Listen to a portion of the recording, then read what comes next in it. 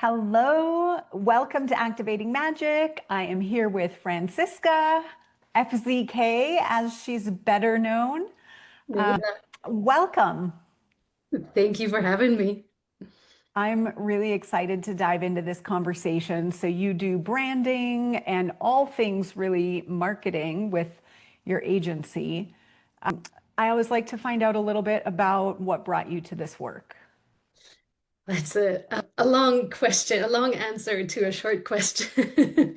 But yes, we help professionals, thought leaders build a thought leader brand and make their expertise visible. That's my passion. Got here on a convoluted path of starting in interior design and architecture, studying that in England, in Oxford, going to New York on the cliched premise of if I can make it there, I can make it anywhere. Wanted to prove it to myself. And in 2.5 sweet years, I did make it, I think. I ended up on the Oprah show and HGTV in various incarnations. And then life happened though. So the moment that I realized that TV was interested, um, I realized even in 2005 I needed a website. So Mm. couldn't afford a web agency in New York at the time, and a friend pulled me aside and said, "Hey, I can teach you." So back in the Dreamweaver days, she taught me how to build my first website. So I had a website when Oprah featured my product. Yes. And of course, expected tons of sales as you do. When Oprah features anything, you're expecting that. There's a much too long story behind that, why that didn't Well, work. what was the product? The product was a light, a very simple ceiling light that we had put in our apartment in New York and had been featured in a bunch of magazines as a small space design kind of expert. We were featured as at the time. And then Oprah was doing a small space special with Nate Berkus in the summer of 2005 and had picked us up and was going to feature several of our furniture designs, but ended up picking just the light. So. Amazing. Love it. Okay, so you have a website. You didn't sell a lot? No, so I built the website, found that I really loved like coming from architecture. I love the combination of code and something structural and technical. I really enjoy that together with a creative output. Um, So love kind of took to building websites like a fish to water. And we had had to move countries. There was visa issues and a child with diseases and all kinds of things. So we couldn't actually deliver the product, not at a price that would have worked for the American market once it came out. Mm. But I call my Oprah moment the moment I got a new career. Mm. Because having built my website for this purpose, my interior designer friends started saying, well, you've built one and you get me, you get my industry, you're a colleague. And back then, websites were, mostly built by developers. They just looked like static brochures. That wasn't pretty in websites, really. Uh, so they were just delighted to go, oh, you get design and you can build one. That's awesome. So I started serving my interior designer friends and building them websites. Mm. Amazing. I love this seems to be the day of structure and flow. You talked about like the framework and then the creativity. As you know, I chunk my recordings and both conversations I've had today have had that theme. So I love it so much. Okay, so you're doing web work and let's bring magic in here. So for me, magic is our divine guidance. It's our higher sense of knowing what's true, what's right, what's aligned for us. Would you say, looking back, that there was a magic to how you were working back then? Yeah, I mean, the thing that happened after I built the first few websites for colleagues was that they'd come back like a year later and go, I'm not sure if anyone's looking. Like, how do I know? And I'd say, well, have you told anyone about it? They're like, well, not really. It's just there. So I grew with my clients, with their questions for more things, more visibility, effectiveness, and, the return on their investment. I taught myself real quick, the added marketing expertise I needed. And I think the magic there was in just my commitment and desire to have them be seen. I Mhm. fully acknowledge, and for me myself, it's that thing where we teach what we learn, right, in this life, in the bigger Yeah. picture context. So if I had to pick one theme word for my life, it'd be visibility. Mm. So I can do it for everyone else to this day. I find it very difficult for myself. But knowing that, and a lot of experts kind of cringe and go, "Oh, I don't want to put myself out there. I don't want to do ads." And then the personal photo comes out, and then it's about like, how do I look? Like, is this a good enough photo? And um, all of those conversations we have in our head when we put ourselves out there can become, Yeah. so strong that they inhibit you, that they hold you back. And I love being that piece that takes it away from you. This is, I've got you. I see you. I see your mission. I see your vision. And I guess that is my magic. Like when Mm. I see a person's soul in that way, I Mm. see how that translates into a brand, a strategy, something that feels natural and just truly honors your gift. Mm. Do you think that you knew that when you were starting out, or is that something you've learned over the years? I think I've learned that over time because a lot of people would come to us, not so much lately, but in the early days, and say, I gave the last agency web developer X amount of money and got nothing. They didn't get me. And Mm. that pained me so much that I think Yeah. I truly committed to, like, the one thing I want to do really well is get you. Mm. Um, and it's a give and take. Sometimes the client needs help too, with if the client doesn't have a sense at all themselves, that's very difficult for me. So I actually don't work that well Mm. with startups. I work better with experts Yeah. who know what they're good at, who know what they stand for, who've proven their technique and are ready to really excel to a next level with added visibility. So if you, I love the we teach what we need to learn. And so you have a story with visibility, and we're here, you're visible, like we're doing this podcast. Yeah. Tell me a little bit about your relationship to visibility and why that feels like a life theme. Ooh, you're gonna go deep. Love it. Of course you will. So I was born, as I say, out of the box. I was the outcome of an affair that my mom and dad should not have had. So I grew up um, invisible, basically. I Mm. didn't appear in my father's life. I was not explained. I was, so it took some years. In the end, he made it a desire of his to let everyone in his circle know that I existed. But for many years, I didn't exist. And yeah, that has definitely shaped me, Yeah. in a way of how do I want to show up. And over years, I've learned too that not having been in a box, there was also no expectations, right? So I was this free child raised by my hippie mom. I could do whatever I wanted. So I also got an incredible freedom ticket at the same time. And learning, I think, to appreciate the gift in that, so there, if I can elaborate, there's sort of a story around that too. You probably know Seth Godin, our Mhm. marketing guru, and he says we do things like people like us, something like that. We do things like our group does. Mm. Our buying decisions, Right. right? You've heard that. So Mm, because I didn't belong, there wasn't a people like us.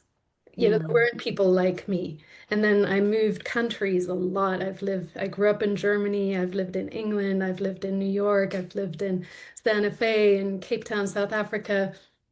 Each time I move country, I can come to this new city or experience this new culture with completely open eyes and no preconceived idea of what where should I rent an apartment? What car should I drive? There's no shoulds. And I think that that sense of freedom and just really going straight to the vibe, where I feel drawn, yeah. what feels good, people who I love associating with, um, gives me a freedom to act without this constraint and really go for the essence. That's, I think, Mm. how I would explain it at this point in my life. And did it take something for you to get to the point of feeling like, oh, here's a gift of not really belonging in any box? Yeah, for sure. It was actually an evening where I watched a film called The Architect, A Mm, Son's Journey, and it's a documentary by the son of the famous American architect Louis Kahn. And it was sort of an underground movie many years ago, and I'd watched it in a tiny village outside Santa Fe, and I drove home. It was this open road, like only New Mexico gives you these open vistas. And the film was significant because the son's journey is uncannily like mine. There's mm, all the uncomfortable details of him meeting his half siblings for the first time and like being told, these are your siblings, and they're all looking at each other going, I don't know anything about you. So, and he grew up in a very, very similar way. So I think seeing it reflected back to me in that way really helped me. Yeah, it just helps you get perspective and realize it isn't just me, and the ways I've been feeling in my childhood and growing up are yeah. completely normal for that situation. And then this open road just kind of whispered freedom to me, and it really shifted like, oh my God, what a gift. I Wow. really create my life the way I want to. How beautiful that a movie Yeah, catalyzed that. yeah, yeah. I love that so much. So being able to kind of have this open road and not a fixed box perspective, how does that help you when you work with your clients? I think it gives me that freedom to see the essence. Because I don't feel tied into American culture enough, even though I've lived here for many years, to try to put you in a box Mm, or to put the marketing that we're going to do together into a box. Um, it's really for me about digging into what's natural to you, what are your strengths, where do you feel comfortable? Because marketing agencies are kind of hated, when you do the research, like nobody loves it. I love it. I love my work and I love putting our experts and clients out there in a way that is fun, and that really makes them shine. I think to me, it's something completely different, really, than classic marketing, I think, or salesy marketing. oh, tell me more about that. Like, how do you experience it being different? Well, okay, so let me give you an example. We had a client who was a psychiatrist, but she actually later said herself, I think I should have been an event organizer. I really love it. Maybe I shouldn't have studied psychiatry. So when we started working together, she was in growth mode, very ambitious, and was building multiple locations throughout California and adding, building a group practice, and she grew very, very fast. Um, but she did it through events.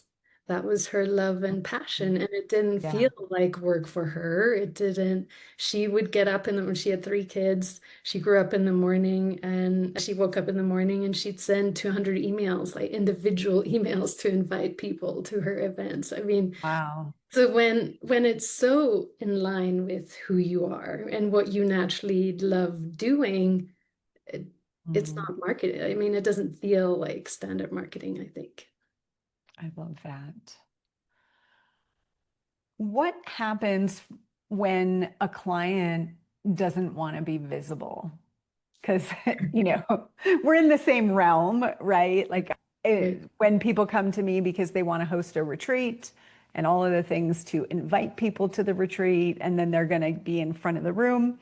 And then retreats are actually way more intimate than like a big event or other things that you could do.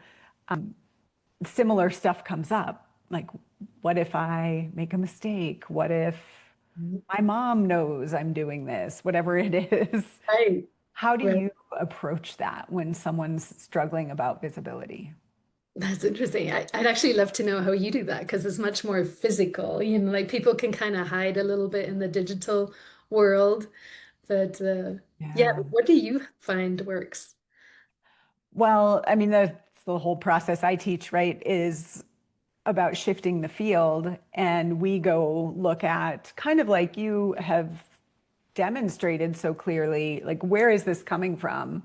What, at what point in life did we decide I should hide, or it's not safe to show up and be me, or it's dangerous to put yourself out there? So we go to that and really look at how true was that? What pattern did you create for yourself that was so brilliant when you were 6, but you've outgrown it and you Right. can give it a new job? So, and that's the way we design our retreats here at Sourced, is we're really going to move the energy that would keep us from doing whatever the thing is. So in this case, hosting the retreat. Yeah. Yeah. And it's, you know, different people work with it differently. But I Mm. would imagine because that's your story and because you're helping people be visible, it probably comes up. And it might look like people just not getting their copy written, or like Right. not getting the assignments done or something like that, I would imagine. Yeah, at times, but to be fair, thinking about it, it's when people come to us, they're usually ready. You know, they're at a point where, you know, you wouldn't invest in additional branding and marketing unless you Yeah. have some desire for the increased visibility.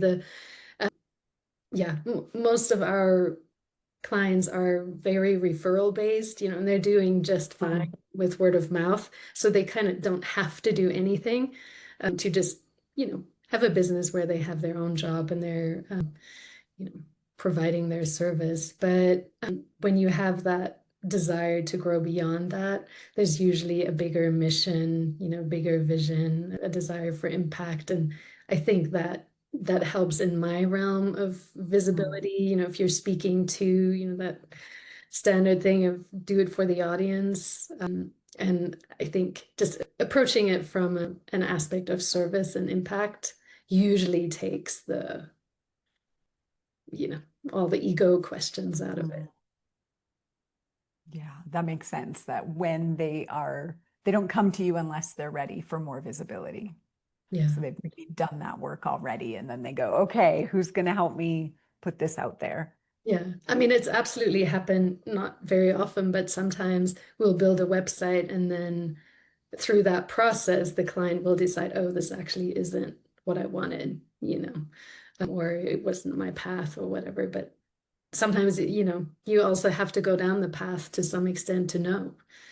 It's Hmm. sometimes really hard to, you know, figure it out in your head. You kind of have to test it. So, Yeah, run the experiment. right, exactly. Life's a lab. So, Franziska, if you could go back to a moment where your intuition said, go this way, and maybe it didn't make any logical sense, or you worried what people would think, but you did it anyway, and it has had a positive outcome. Tell me about that. Well, the Oprah moment was very much one of those things because it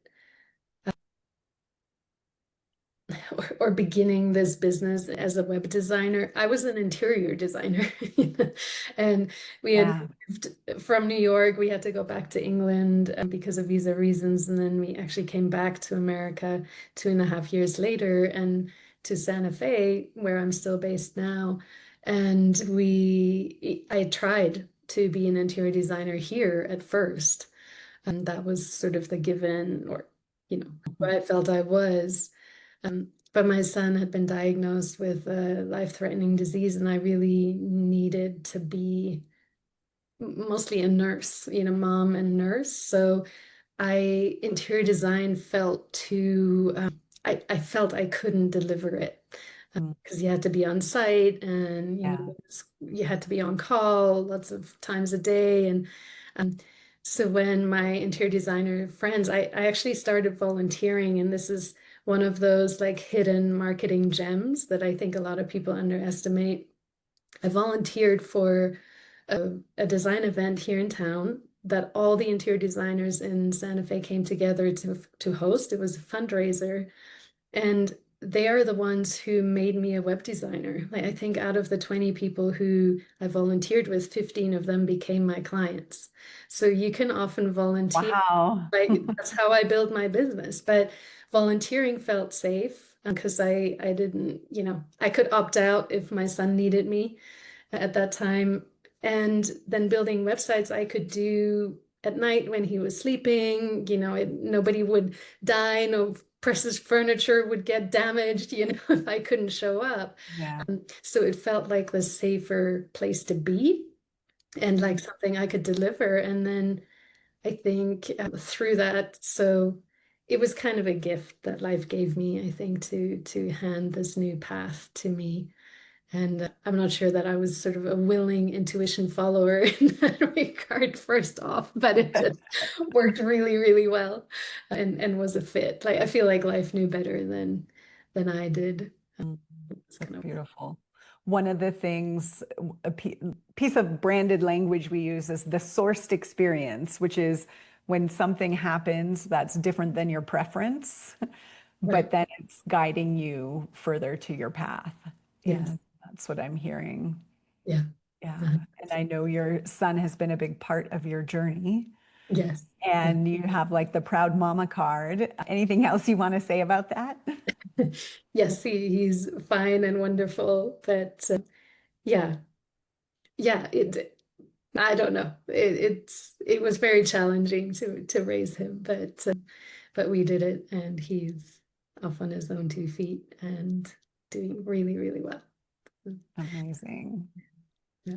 Okay, so let's talk a little bit about how someone would know if it's time to get the kind of support you offer, if they're really ready. You have some, kind of stages and how someone would know if outsourcing the brand and the marketing is right for them. Yeah, yeah. Is a lot of people in design, interior designers were our initial audience, prime audience. They're designers, they want to build their website themselves, right? So I always think when people start off in a business, they have their profession, they provide their service. um, you're going to scrap it together, right? You're going to build that first website, you're going to do it, you're going to prove the concept, you're going to provide the service. And then a year to 2 years in, if you're getting great feedback, you're established, you're building a reputation, and you have this referral-based business that works really well, um, then there's this other level you can unlock if you create a brand that's beyond your person providing a service.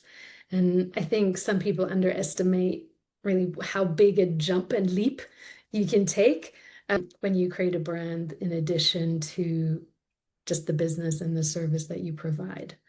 So about 2 or 3 years in, a lot of our clients are starting to have a team, 1, 2, 3 people. At that point, having an in-house marketing person isn't financially viable usually. So that's where we come in, where we're 6 people, we're a team of experts. We can do 6 skills really, really well. Like expecting 6 skills at a professional level from one person is tricky. Right. Yes. You can hire that VA, but the VA is going to have 1 or 2 skills they excel at, but not all 6 of them that you need. So I think it's just super handy to have a team on hand that gets you, that builds a strategy with you, keeps you on track, like helps you steer towards your goals. And once once I see your brand and hold that for you, I will defend this brand and vision that you have against you because we as entrepreneurs are all creatives and we go, but I could do this over here or I got this offer. And it can be helpful to run it through the filter of a strategist, go, that's a really great idea, but I don't think it fits into the path that you told me you would like to walk on. Mm, beautiful. I often these are separate, the branding and then the marketing. Like there's a lot of marketing agencies who are more about tactics and strategies, but like from just a marketing filter, not really coming through a brand filter. And then there's lots of branding agencies that will get your website and your brand guidelines and all of that, but don't really even know a lot on the marketing side. So Right. how did you, going from web design to this holistic agency, like how did you make that move? I think that was the growing with our clients. I just wanted to be there for them and with them. And for me, the exciting part is seeing our clients grow over time. Like, I Mm, actually am not that interested in working with anyone for 2 months or just building a website or 3 months. I love like a year in, like 3 months in, there's a milestone, then 9 months in, there's a milestone. It's like with a little baby, like 1 year, 1.5 years in, and usually at the 2 year mark, like the business is a completely different, is known for is our tagline that we've developed is get known for what you do best. And it is a path, it's a long-term path to commit to that consistent visibility. And yeah, I think it was just all the things I wanted to learn and know and be able to do to really get our clients the results they were asking for. mm. Have you always been that way? And is it like a relationship building thing, or is it I want to stay with it long enough to know that it mattered? Maybe, but I'm hugely relationship driven. And I work best with clients who are also relationship builders. I actually put that question into my discovery call at some point to filter out because we had a couple that I found out had no repeat business, and I was like, oh. And then they started yelling at me and my Mm. team, and I was like, oh, I got it. We're not doing that. There's no need to yell at Okay. anyone because of marketing. So There's uh, no need to yell at anyone because of marketing. no. There's this when you're raising a child that is like fighting a life-threatening condition, like being yelled at for the wrong blue is I just don't do it. Not available. Not available for that. Love it. Um, when we were together on retreat recently, we got to hang out and have dinner, and I was fascinated to hear about your early career as a spiritual counselor at Yes. age 18. It's like, who does that? Well, first of all, who moves to another country and then becomes a spiritual counselor at Yes. age 18? So Yes. So talk living about that and what did you take from that that's still present? And is there anything that you no longer agree with that was part of the spiritual counseling? Yeah, oh, great question. Great question. So I left home, talk about really did just not fit into a box growing up in Germany. I ended up leaving home at 17. I went to America by myself. I dropped out of high school in Germany and went to a school. Like it was a new age hippie boarding school here in Santa Fe, New Mexico at age 17. And we traveled the world together. It was one of the most transformative years of my life. And then the woman who founded it had developed a particular kind of spiritual counseling technique and was very well known at the time. And she asked if I would want to train in her technique. And I was now 18 and had finished US high school, but a US high school diploma was worth nothing in Germany. Like I would have had to start over to even be able to go to university or do anything else. And I didn't want to do that. So the offer to stay in America make a living, you know, like uh, Yeah. at 18 was amazing. And she was incredibly spiritual and psychic and insightful, and I learned a lot from her. And to have her pick me, and I think to this day, I'm still the youngest she ever trained in that work. So at the tender age of 18, 19, I think I worked in that line of work till I was 26, I think.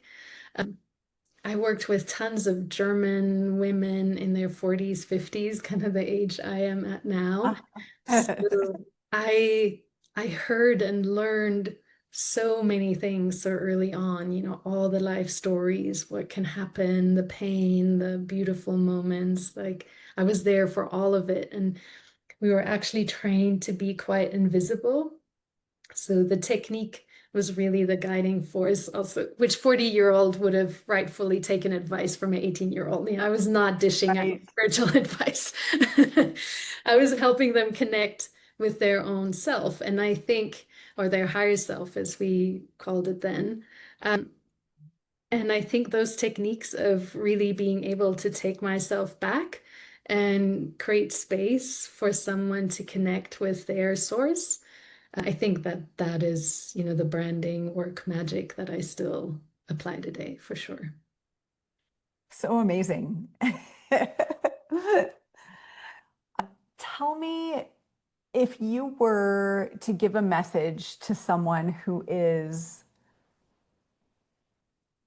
living in a space where they're the different one Mhm. and they're not really sure how to deal with that. Like they feel different. Here, how I think of it is their magic is coming online Yes.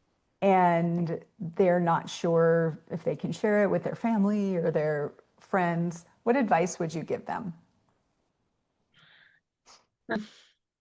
So what comes to mind right now is that I listened to the audiobook of 10x is easier than 2x. I don't know if you've ever listened I to. did listen to that. Yes. Yeah. And he walks you through this exercise of think of all the like 10x jumps, like where have you really leaped in your life? And what's the commonality? Like think back to them and write them all down and write down what you did to make that jump.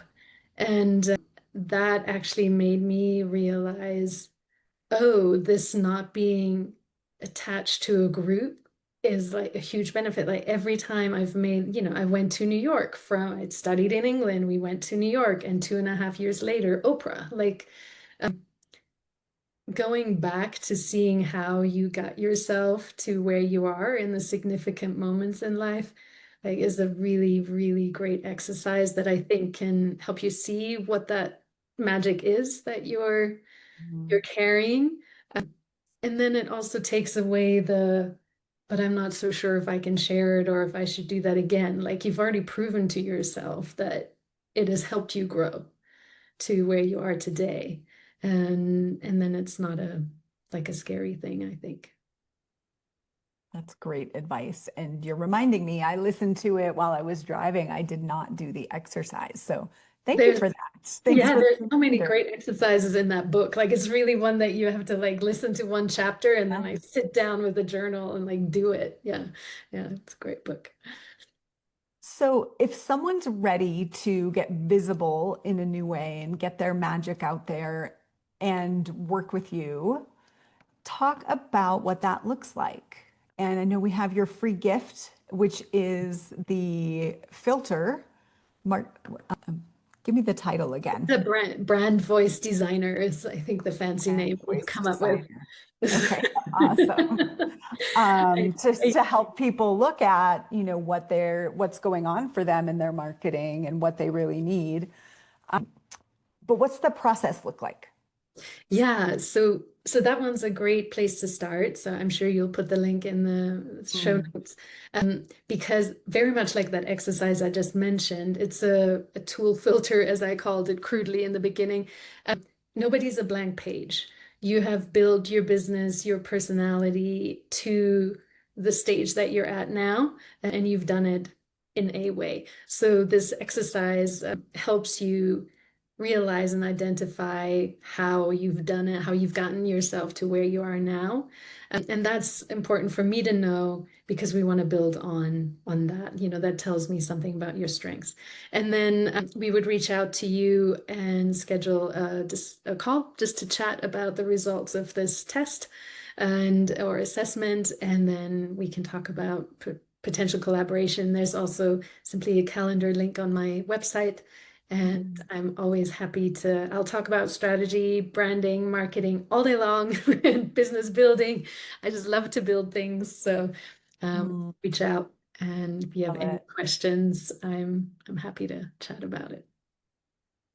Yeah, you are very down to earth, very grounded in my knowing of you, and just Thank you.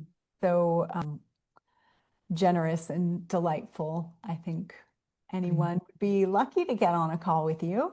Thank you. And I feel lucky to put our experts out there and make them shine. There's nothing better than that. What would you like to leave people with? Shine bright. Let's do this. Let's do it. Let's do it.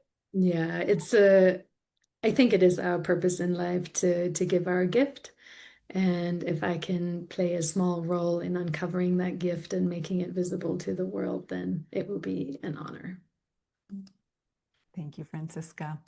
So great to be with you. I'm excited to hear what magical connections might be made through this visibility for you, and just delightful you're in my world.